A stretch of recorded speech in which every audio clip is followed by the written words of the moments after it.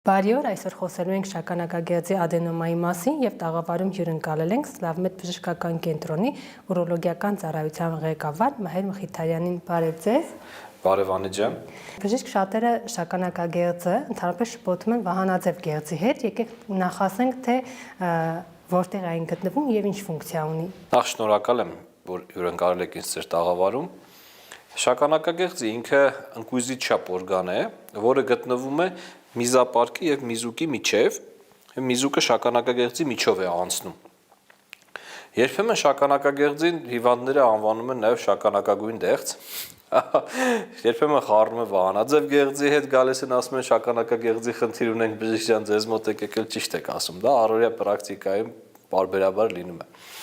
Շագանակագեղձի ֆունկցիան հիմնականում դա հյութ է արտադրում շագանակագեղձը, որը սնուցում է եւ ջրիկացնում է սերմը։ Իր ամենակարևոր ֆունկցիաներից մեկը դա է։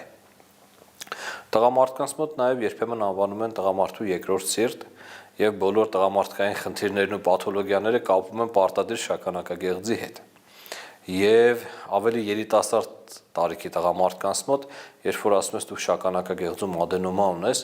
իրանց մոտ դա ինչ-որ sense սարսափելի լուր է, անգամ քասկեղի լուրից ավելի վատ, ինչպես թե ես շագանակագեղձում խնդիր ունեմ։ Բայց շագանակագեղձի ադենոման, շագանակագեղձի խնդիրները ամենևին վախենալու չեն, իրանք եւ դեղորայքային բուժման տարբերակներ ունեն, եւ վիրահատական բուժման տարբերակներ, ամեն դեպքում ամբողջապես կարելի է բուժել շագանակագեղձի խնդիրները։ Այն փաստորեն հանդիպում են նաեւ երիտասարդների մոտ, չնայած ասում են, որ մեծ տարիքի տղամարդկանց մոտ է, չէ՞, շատ հանդիպում։ Նայեք ինչն է խնդիրը, եթե կոնկրետ ադենոմայի մասին ենք խոսում, եւ առհասարակ եթե բաժանենք շագանակագեղձի հիվանդությունները երկու մասի, դրանք շագանակագեղձի չաորակ հիվանդություններն են եւ բաորակ հիվանդություններն են։ Չաորակը դա շագանակագեղձի քաղցկեղն է, բաորակը դա շագանակագեղձի ադենոման է։ Եվ առհասարակ 40-45 տարեկանից սկսած շագանակագեղձի նյութափոխանակությունը սկսում է փոխվել եւ հյուսվածքը գերաճում է, գերաճ է լինում հյուսվածքի մոտ, առաջանում է ադենոմա, շագանակագեղձի բաորակ գերաճ է դա կոչվում, հա։ Դա շագանակագեղձի քաղցկեղ չէ։ Շագանակագեղձի քաղցկեղը արմատապես այլ հիվանդություն է։ Շագանակագեղձի ադենոման միշտ բաորակ է։ 40-45-ից սկսած, երբ որ ինքը սկսում է աճել, ինչ որ մի փուլում կյանքի այնքան է աճում, որ հիվանդի մոտ միզարձակման գանգատներ են առաջանում։ Դժվարամիզություն, հաճախամիզություն, միզապարկի կիսադատարկման զգացողություն, գիշերային հաճախամիզություն, մեզ պահելու դժվարություն, հա, այս գանգատները հիմնականում են ավելի հաճախ հանդիպող գանգատներ են, որոնց պատճառը շագանակագեղձի ադենոման է։ Եվ այդ գանգատները հիմնականում 50, 55, 60 տարեկանից սկսած են առաջանում տղամարդկանց մոտ, դրա համար ընդունված է, որ ասում են շագանակագեղձի ադենոման դա տարիքով մարդկանց խնդիր է։ Բայց ամենևին շագանակագեղձի բաորակ գերաճը կարող է լինել նաև 45 տարեկան տղամարդու մոտ, ուղղակի ինքը այնքան մեծացած չլինի կամ այնքան նեղացած չլինի միզուկի լուսանցքը, որը որ հիվանդի մոտ չի առաջացնում միզարձակման գանգատներ։ Հիվանդը ունի, բայց իր ոչինչով չի խանգարում եւ ոչինչ պետք չի անել։ Հետևաբար որ տարիքից սկսած կարող են գնալ հետազոտության, որպեսզի կանխեն գոնե։ Ցավոք սրտի շագանակագեղձի ադենոման ոչնչով չեն կարող կանխել, բայց իհարկե պարբերաբար հետազոտությունները սկսած 45-50 տարեկանից ավելի ադենոմայի կապակցությամբ անհրաժեշտ են։ Ինչի համար, որովհետև բացի այն, որ շագանակագեղձի ադենոմայի պատճառով հիվանդները դիզուրիկ միզարձակման խնդիրներ են ունենում, հա, ժամանակի ընթացքում այդ միզապարկը, որ դժվարությամբ է աշխատում, դժվարությամբ ծանրաբեռնված մեզ է դուրս է մղում այդ ադենոմայով փակված նեղացած լուսանցքով, ընթացքում սկսում է թուլանալ միզապարկի մկանը, եւ սրա ցուցանիշը մնացորդային մեզն է։ Այ այստեղ մենք նաեւ շագանակագեղձի ադենոմայի հետ ունենում ենք նաեւ միզապարկի խնդիրներ։ Եթե մնացորդային մեզը սկսում է շատանալ, դա նշանակում է, որ պետք է շագանակագեղձի ադենոման բուժենք։ Երբեմն դեղորայքային բուժումն է օգնում նախնական փուլերում, երբեմն արդեն դեղորայքային բուժումը անարդյունավետ է լինում եւ պետք է լինում վիրահատել, հա։ Հետևաբար պետք է հիվանդը 45-50 տարեկանից սկսած գոնե տարին 1 անգամ անցնի ընդհանուր սոնոգրաֆիա, մնացորդային մեզի որոշում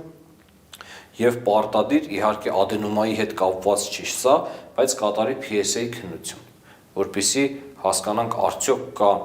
խնդիրներ կամ կասկածներ շագանակագեղձում բացի ադենոմայից քաղցկեղի հետ կապված, թե ոչ։ Ասում եք կանխել հնարավոր չէ, բայց կանխելու համար մի շարք նյութեր կան բուսաբուժության տեսանկյունից, բալի պոչը թրմում եք, հետո խմում եք ամեն օր եւ կանխում եք։ Գիտեք, ես այնպես չի որ կողմ եմ կամ դեմ եմ բուսաբուժությանը, այո, երբեմն ունենք բույսերի հիման վրա սարքված պրեպարատներ, իհարկե դրանք բոլոր պրեպարատները, ինչի մասին ես խոսում, դրանք գործարանային արտադրման են, ինչ որ տան, սարքած բաներով չէ։ Ես ամենևին դեմ չեմ բուսաբուժությանը,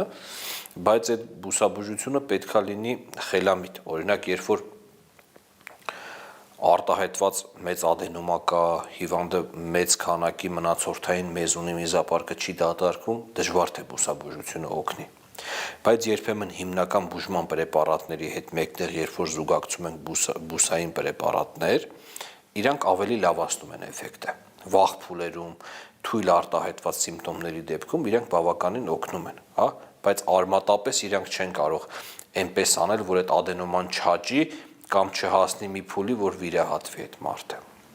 Չկա այդպիսի բան ցավոք բնության մեջ։ Շագանակագեղձի աճի արագությունը եւ որ տարիքում ինքը ինչքան կմեծանա, կառաջացնի խնդիրներ թե չէ, դա ինչ որ չափով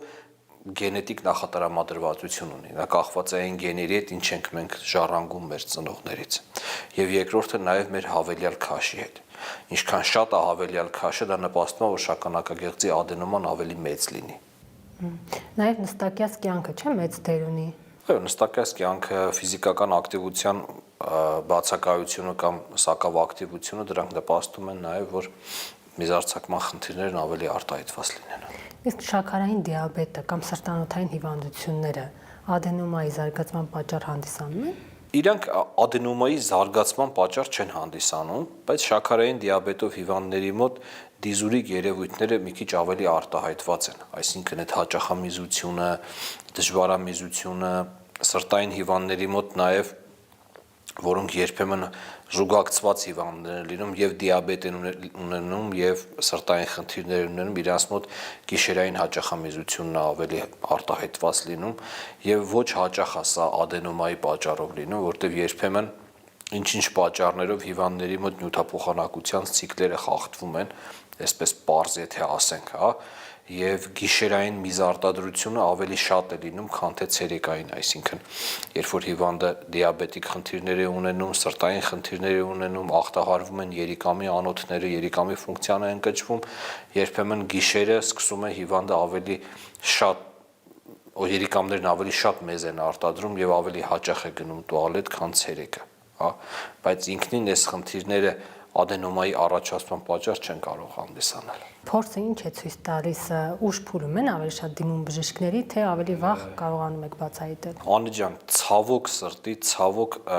հիմնական հիվանդների 80%-ը ուշ փուլերում են դիմում։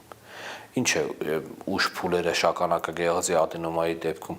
երբ որ միզակապությունը առաջանում հիվանդի մոտ, այսինքն հիվանդը չի կարողանում միզի, անընդհատ գնանում է տուալետ, բայց չի կարողանում միզի, կամ երբ որ քրոնիկ միզակապություն է առաջանում, այսինքն հիվանդը գնում է տուալետ, մի քիչ միզում է, օրինակ 1 սուրճի բաժակ կամ կես սուրճի բաժակ, բայց 5 րոպեն մեկ գնում է։ Միզապարկը գերլցված է լինում 1 լիտր, 1.5 լիտր, մինչև 2 լիտր, երիկամներից մեզը չի իջնում, հիդրոնեֆրոզ է առաջանում, ազոտն է բարձրանում, այս սրանք ուշ փուլեր են եւ շատ հաճախ ենք տեսնում մենք այսպիսի հիվանդներին, երբ որ ժողովրդի լեզվով ասած մինչև դանակը ոսկորեն չի հասնում, իրանք չեն դիմում բժշկի, այդ փուլերում են դիմում։ Այնինչ իրանք 5 տարի, 10 տարի առաջ պետք է դիմեին շագանակագեղձի ադենոմայի գանգատներով։ Երբ որ խոսում ես, կոպիտ ասած պրպտում ես հիվանդից ինֆորմացիա ես դուրս անում, թե ինչքան ժամանակ կա, որ խնդիր ունեք, մինիմում 5 տարի, 10 տարի իրանք վատ են միզում, դժվար են միզում, գիշերը հաճախ են միզում, բայց արհամարում են, չեն գնում բժշկի, մտածում են, որ տարիքային է, բայց այդպես չի, այդպես կարող է ամբողջովին քայքայես քո առողջությունը։ Այսինքն վնասում են երիկամները, միզապարկը։ Տերմինալ փուլերը նրանք են, երբ որ միզապարկում այնքան մեզ է մնում,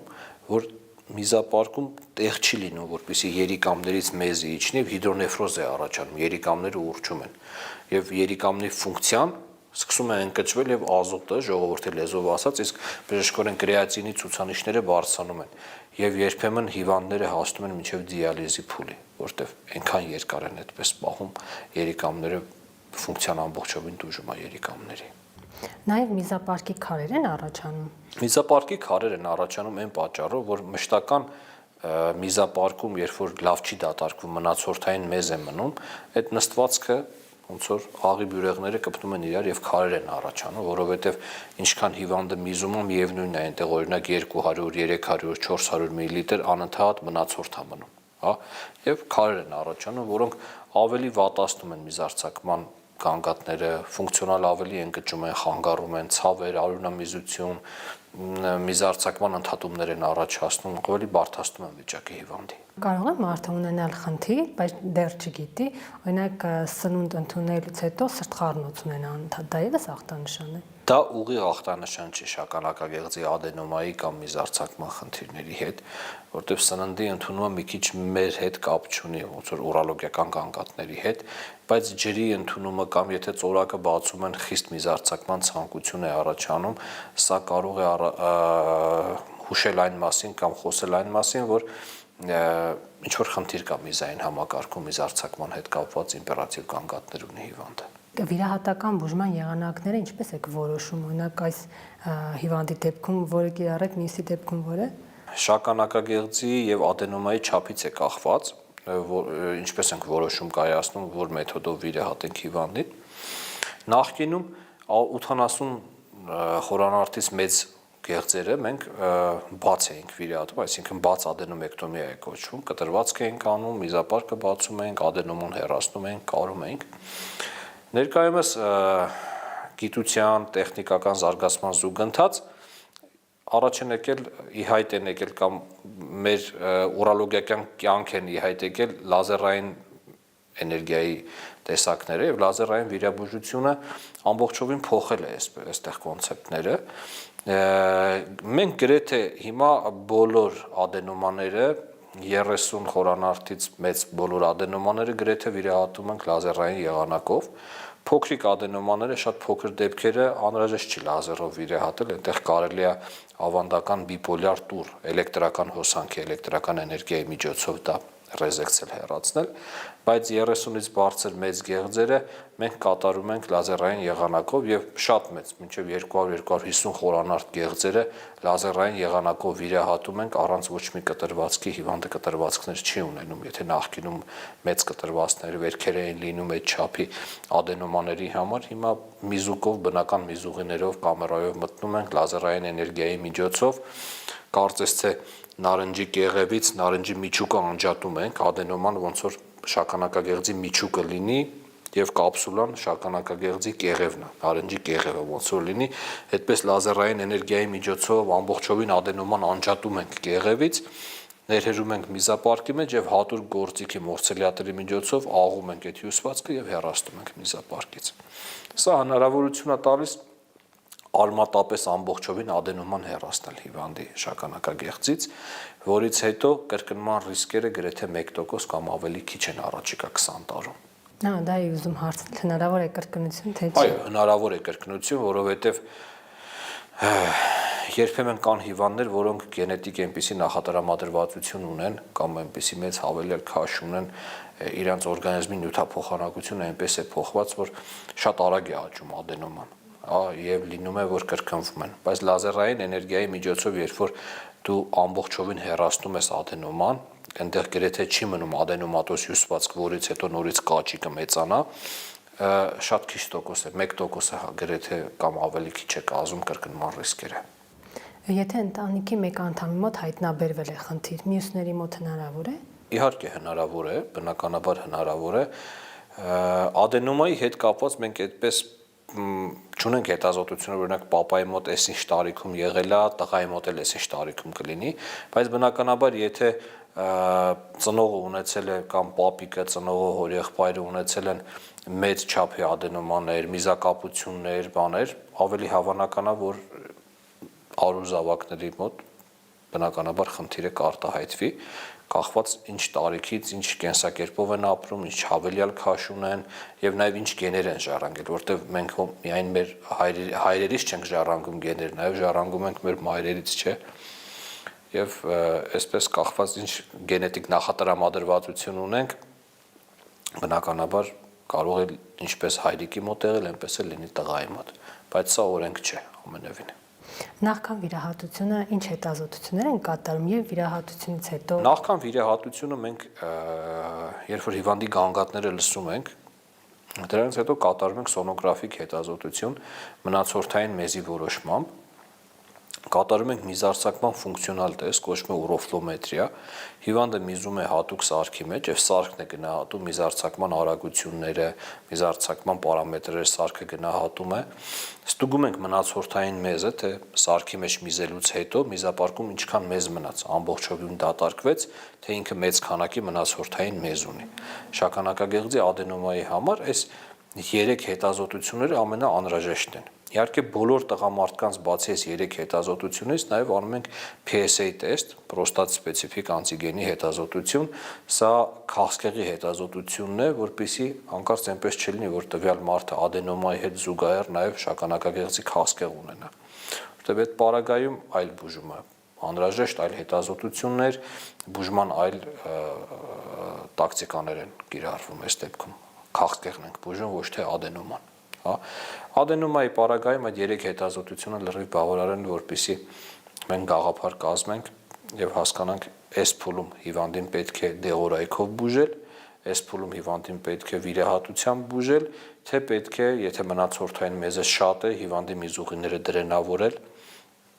որպեսզի միզապարկը վերականգնվի, միզապարկի մկանը վերականգնվի, նոր հետո ադենոման հեռացնել։ Դեղորայքային բուժման դեպքում զուտ վիրահատական միջամտության ժամկետն է երկարաձգում։ Մեծ հաշվով այսպես որ նայենք, շագանակագեղձի ադենոմայի բուժման դեղորայքները մեծ հաշվով 2 խմբի են բաժանվում։ Սրանք ֆունկցիոնալ պրեպարատներ են առաջի խմբի դեղերը, որոնք մկանաթելերը միզապարկի վզիկի, շագանակագեղձի մկանաթելերը թուլացնում են, ադենոմայի բլթերը հեռվանում են իրարից, միզուկը լայնանում է, հիվանդը ավելի հանգիստ է միզում։ Բայց սա ինչով է ֆունկցիոնալ, որովհետև ինքը շագանակագեղձի ադենոմայի աճը չի կանգնացնում։ Այսինքն, այս պահին մարդը խնդիր ունի, թույլ արտահայտված, ինքը սկսում է այդ պրեպարատները խմել, իր միզարձակումը բարելավվում է, իր կյանքի որակը բարելավվում է, բայց ադենոման ինքը գնալով աճում է։ Եվ կախված էլի գենետիկ նախատրամադրվածությունից, մարդու օրգանիզմի նյութափոխանակային առանձնահատկություններից կարող է դեղը օգնել 1 տարի, մեկին կարող է օգնել 6 ամիս, մեկին կարող է օգնել 5 տարի, բայց ինչ որ մի փուլում, ինչքան էլ որ դեղը լայնացած է պահում միզուղիները, ադենոման աճում է եւ այդ բլթերը նեղացնում են միզուկը։ Եվ հիվանդն ասում է բժիշկ ջան, առաջվա նման չի, ինչքան էլ դեղը խմում եմ ամեն օր 1 հաբ, բայց էլ սկսել եմ դժվար միզել, գիշերը հաճախ միզել, միզապարկս ոնց որ լրիվ չդատարկվի։ Եվ այդ փուլը արդեն համարվում է վիրահատական փուլ, որ դեղորայքը չի օգնում եւ պետքա վիրահատես հեռացնես այդ հյուսվածքը, որպեսզի մարդը չդատապարտվի ապրել միզային կաթետրով, խողովակներով։ Հնարավոր է վիրահատությունից հետո մարդիկ շարունակեն այդ միզային կաթետրները օգտագործել։ Գիտեք, երբեմն դեպքերը տարբեր են։ Եթե կան միզապարկի ֆունկցիոնալ նեյրոգեն խանգարումներ եւ վիրահատությունից հետո կամ նախքան վիրահատությունը բուժումը արվում հիվանդին, վիրահատությունից հետո միևնույնն է չի կարողանում հիվանդը միզել կամ ամբողջովին չի միզում, այո երբեմն շատ փոքր դեպքերում, շատ քիչ դեպքերում հիվանդները խողովակով են մնում կամ շարունակում են խողովակով ապրել ինչ որ ժամանակ մինչև միզապարկը վերականգնվում է։ Բայց վերականգնվում է։ 99% դեպքերում այո, բայց բժշկության մեջ չկա 100% կամ այլևս բաները, որովհետև մենք չգիտենք երբեմն ինչ է փոխվում կամ օրգանիզմը ոնց է պատասխանում այդ խնդրին կամ մկանը երկարատև ծանրաբեռնված աշխատանքի ժամանակ հյուսվում է ֆիբրոզի է ենթարկվում եւ միզապարկի մկան չի մնում, որպեսզի կծկվի մեզը դուրս հանի։ Եվ ցավոք սրտի այո, շատ քիչ տոկոս դեպքերում կան այդպիսի հիվանդներ, որոնց միզապարկը չի կրճատվում եւ իրանք դատապարտված են ապրել խողովակով։ Դա էլ այն պատճառով, որ իրանք ժամանակին չեն դիմել բժշկի, այլ երկար տարիներ այդպես դժվար միզել են, հյուծել են միզապարկը եւ դիմել են բժշկի այն դեպքում, երբ որ միզակապություն ա եղել կամ կրեատինինն ա բարձրացել կամ առհասարակ չի միզել հիվանդը մի քանի օր, բերում են, տեսնում եք 1.5-2 լիտր միզապարկը լցված եւ այս դեպքերում ցավոք սրտի շատ քիչ տոկոս դեպքերում չվերականգնվում միզապարկը։ Անդառնալի խնդիր է առաջանում, այո։ Ինչ չպետք է անեն վիրահատությունից հետո։ Գիտեք, մենք առհասարակ հիվանդներին խորհուրդ ենք տալիս, որ վիրահատությունից հետո ծանր ֆիզիկական աշխատանքներ չանեն, ալկոհոլ չօգտագործեն բավական երկար ժամանակ, առատ հեղուկներ օգտագործեն, չսառացնեն, չմրսեսնեն, որոշակի ժամանակ սեռական կյանքից խուսափեն, սեռական հարաբերություն չունենան։ Այս մի քանի խորհուրդները միշտ հիվանդներին տալիս ենք եւ պարտադիր առատ հեղուկներ խմեն, որպեսզի վիրահատությունից հետո առաջացող նոր թարմ վերք է, այսպես ասված, անընդհատ մեզով մաքրվի, լվացվի, որպեսզի բորբոքումներ չունենանք եւ դիզուրիկ գանգատները, ցավոտ միզարձակման գանգատներն ավելի մեղմվեն։ Նաեւ չծխեն։ Դե բնականաբար ծխելը առհասարակ պետքա կապված չի, վիրահատվում ենք, չենք վիրահատում, բնականաբար պետք է չարիքը թարգել։ Հնարավոր է ադենոման քաղցկեղի վերածվի։ Գիտեք, շատ հաճախ են հիվանդներն ահաբեկված գալիս, որ բժիշկ ջան, ես ադենոմա ունեմ, կարող է ռակ դառնա, կներեք, որ այսպես ավելի առօրյա խոսակցական լեզվով եմ ասում, ոչ շագանակագեղձի ադենոման քաղցկեղի չի վերածվում, որտեղ շագանակագեղձի ադենոման եւ շագանակագեղձի քաղցկեղը դրանք լրիվ տարբեր հիվանդություններ են, հա, բայց հաշվի առնելով օգտվելով հնարավորությունից, որ ձեր տաղավարում եմ, ուզում եմ մեր քաղաքացիներին ասել, որ նոյեմբեր ամիսը ամբողջովին համարվում է ամբողջ աշխարհում շագանակագեղձի քաղցկեղի դեմ պայքարի ամիս եւ շագանակագեղձի քաղցկեղը դա տղամարդկանց մոտ երկրորդ ամենահաճախ հանդիպող քաղցկեղն է եւ ցավոք սրտի շատ տարածված է եւ տոկոսները ցուցանիշները ամբողջ աշխարհում գնալով բարձրանում են շագանակագեղձի քաղցկեղի։ Այս ամենի հետ զուգահեռ շատ հեշտ է ախտորոշել շագանակագեղձի քաղցկեղը, որովհետև մեկ պարզագույն հետազոտությունը PSA տեստը հնարավորություն է տալիս, որպեսզի մենք գաղափար կազմենք տվյալ հիվանդի մոտ կա կասկած շագանակագեղձի քաղցկեղի, թե չկա կասկած, հա, եւ ցավոք սրտի մեր ազգաբնակչությունը, մեր տղամարդիկ զլանում են տարին անգամ, մեկ անգամ այդ PSA տեստը հանձնեն, որը ֆինանսապես շատ թանկ չէ, 7000-8000 դրամ է մաքսիմում, տեղեր կա 5000 դրամ, բայց այդ մեկ PSA տեստը կարող է իր կյանքը փրկել։ Կարող է փրկել, կարող է քաղցկեղը ախտորոշվել առաջնային փուլերում, վաղ փուլերում եւ քաղցկեղի ախտորոշման դեպքում, վաղ փուլերի դեպքում պետությունը ծրագիր ունի, օնկոծրագիր է կոչվում, որ քաղցկեղի վիրահատությունը անվճար է։ Եվ մեկ վիրահատությամբ հնարավոր է ամբողջովին հիվանդին շագանակագեղձի քաղցկեղից ազատել եւ երիտասարդ տղամարդկանց մոտ նաեւ ապահովել սեռական ֆունկցիան։ Դա էլ ավելի շատ էլի մեծահասակների մոտ է հանդիպում, թե այսպես է, ինչքան տարիքը մեծանում է տղամարդկանց, այնքան շագանակագեղձի քաղցկեղի հայտնաբերման ռիսկերը եւ տոկոսները շատանում են, բայց տղամարդիկ պետք է սկսեն հետազոտվել 45-50 տարեկանից ամենաուշը։ Եվ այն տղամարդիկ, ում հայրը, պապիկը, հորեղբայրը, եղբայրը ունեցել են շագանակագեղձի քաղցկեղ, իրանք 40-45 տարեկանից պետք է սկսեն հետազոտվել, որովհետև մեծ տարիքում, օրինակ 80 տարեկանում, երբ որ շագանակագեղձի քաղցկեղ է ախտորոշում տղամարդու մոտ, դա այդպես ցավալի չի, որովհետև այդ մարդը կապրի իր կյանքը, օրինակ մինչև 90 տարեկան եւ կմահանա սիրտանոթային խնդիրներից, բայց շագանակագեղձի քաղցկեղից չի մահանա։ Շագանակագեղձի քաղցկեղը չի հասցնի կոպիտ ասած հիվանդին սպանի։ Կներեք, որ այսպես եմ ասում, բայց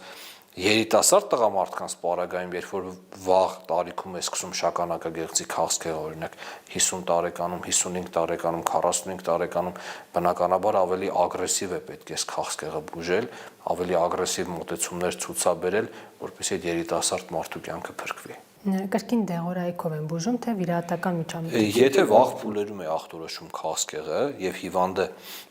երիտասարդ է հիվանդի տարիքը, եթե շագանակագեղձի քաղցկեղը ախտորոշման փուլում դուրս չի եկել շագանակագեղձի սահմաններից կամ տարածուն մետաստազներ չունի, բուժման ամենաարդյունավետ եւ ոսկե ստանդարտը դա շագանակագեղձի արմատական հեռացումն է։ Շագանակագեղձը ամբողջովին հեռացնում ենք այն գաղափարով, որ ուռուցքն էլ իր հետ հեռանում է օրգանիզմից եւ հիվանդին 5 տարի հսկում ենք։ PSA-ի հետազոտությամբ 5 տարի հսկում ենք, եթե PSA-ի ցուցանիշի բարձրացում առաջիկա 5 տարում չի լինում, հիվանդին ասում ենք, որ շնորհավորում ենք ձեզ, դուք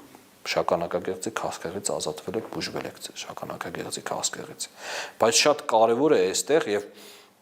արմատային է այն բառը վաղ փուլերում ախտորոշել է։ Հա, վաղ փուլերում ախտորոշելի պարագայում մենք հնարավորություն ունենք սեռական նյարդերը, որոնք շագանակագեղձի կողքով են անցնում դեպի սեռական օրգաններ, այդ նյարդերը պահպանել։ Երբ որ շագանակագեղձի կապսուլայից ներս է ուռուցքը, դրսով անցնում են նյարդերը, մենք հնարավորություն ունենք կապսուլային մոտիկ գնալ, ներվերը պահպանել եւ շագանակագեղձի հեռացումից հետո, այո, հիվանդը մանկածնական ֆունկցիա չի ունենում, բայց սեռական ֆունկցիա ունի, կարողանում է առողջ սեռական կյանքով ապրել իր կյանքը։ Կարող է 80 տարեկան տղամարդուն դա չի հետաքրքրում, բայց 45, 50, 60, 65, 70 տարեկան տղամարդկանց համար սա արմատային հարց է։ Վիրահատությունը կրկին լազերային տարբերակն է, թե այլ։ Այստեղ արդեն լազերային տարբերակը չի աշխատում, որովհետև այստեղ վիրահատության 3 տարբերակ կա՝ բաց ավանդական տարբերակով շագանակագեղձի արմատական հեռացում, լապարասկոպիկ հեռացում եւ ռոբոտիկ հեռացում։ Հա, եւ բարեբախտաբար մեր երկիրը աստիճանաբար զինվում է այն բոլոր տեխնիկական հնարավորություններով, ինչը որ կա արդի աշխարհում, զարգացած աշխարհում, ամենազարգացած երկրներում, բարեհաջող կատարում է մեր երկրում շագանակագեղձի լապարասկոպիկ հեռացումներ եւ կարծում եմ, որ մոտ ժամանակում նաեւ կսկսվի ռոբոտիկ հեռացումներ կատարվի շագանակագեղձի, որը մեծ հնարավորություններ կստեղծի հիվանդների համար շագանակագեղձի քաղցկեղից արմատապես ազատվել։